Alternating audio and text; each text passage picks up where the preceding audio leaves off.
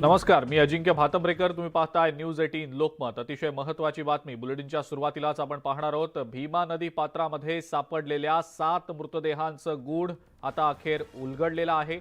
भीमा नदीच्या पात्रात क्रूर हत्याकांड झाल्याचं आता उघडकीला आलंय. 7 जणांनी या पवार कुटुंबाची हत्या केल्याची माहिती आता समोर आलेली आहे. आरोपींच्या भावावर या कुटुंबानं करणी केली म्हणून ही हत्या केल्याची कबुली आरोपींनी पोलिसांना दिल्याची माहिती मिळतेय. या सगळ्या धक्कादायक प्रकरणाचा आता पोलीस अधिक तपास करतायत. पुण्यातल्या दौंड तालुक्यातल्या पारगाव इथल्या भीमा नदीमध्ये एकाच कुटुंबातल्या 7 जणांचे मृतदेह सापडल्यानं एकच खळबळ माजली होती.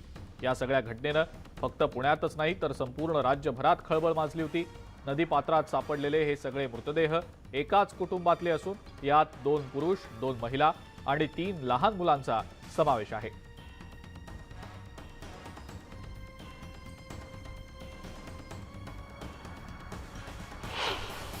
मेन जे आहेत मोहन पवार, त्यांची पत्नी, त्यांची मुलगी आणि जावई हे 4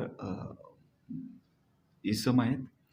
आणि मुलीची 3 मुलं जी आहेत तर त्यांच्या अशा 7 डेड बॉडीज आपल्याला मिळाल्या आहेत. यापैकी 3 लहान मुलांचे मृतदेह आपण पोस्टमॉर्टमसाठी पाठवलेले आहेत.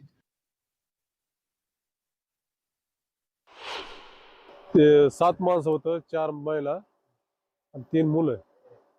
तिथे होतं ते कामाला होतं ते याला निगुजला पाईपलाईनची काम करायला.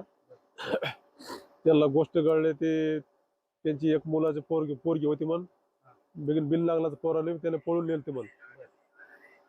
त्याच्यामुळे आम्हाला वाटतं संकेत तेच त्या माणसानेच मारलंय.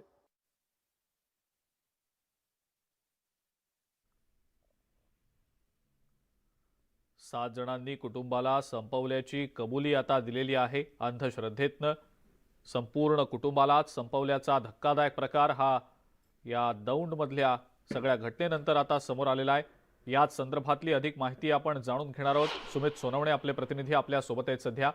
सुमित, जे मृतदेह सापडलेले होते त्या मृतदेहांच्या मागचं जे गूढ आहे ते उकलताना दिसतंय. अंधश्रद्धेतनं हा सगळा हत्येचा प्रकार झाल्याचं समोर येत आहे. सुमित, काय सांगता येईल सगळ्याबद्दल? गेल्या 6 ते 7 दिवसांपासून यवत पोलीस भीमा नदीच्या पात्रामध्ये पहिला मृतदेह सापडल्यानंतर सर्च ऑपरेशन करत होतं. 6 दिवस हा सगळा सर्च ऑपरेशन केल्यानंतर 7 मृतदेह हे भीमा नदीच्या पारगाव हद्दीमध्ये सापडले होते.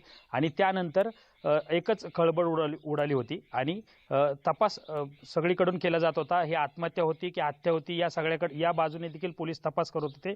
मात्र पोलिसांच्या माहिती काल सूत्रांकडून माहिती मिळाल्यानुसार हा सगळा जो आहे प्रकार जो आरोपींच्या भावाचा मृत्यू झाला होता आणि त्या अपघाती मृत्यू झाला होता आणि त्या अपघाती मृत्यूला करणी केल्यामुळेच हा सगळा अपघात झाला होता असं देखील त्यांना संशय होता. आणि त्यामुळेच त्यांनी या संपूर्ण कुटुंबच उद्ध्वस्त केलेलं आहे. याच्यामध्ये लहान 3 मुलं देखील होते आणि त्यांचा देखील निष्पाप जीव हा गेलाय.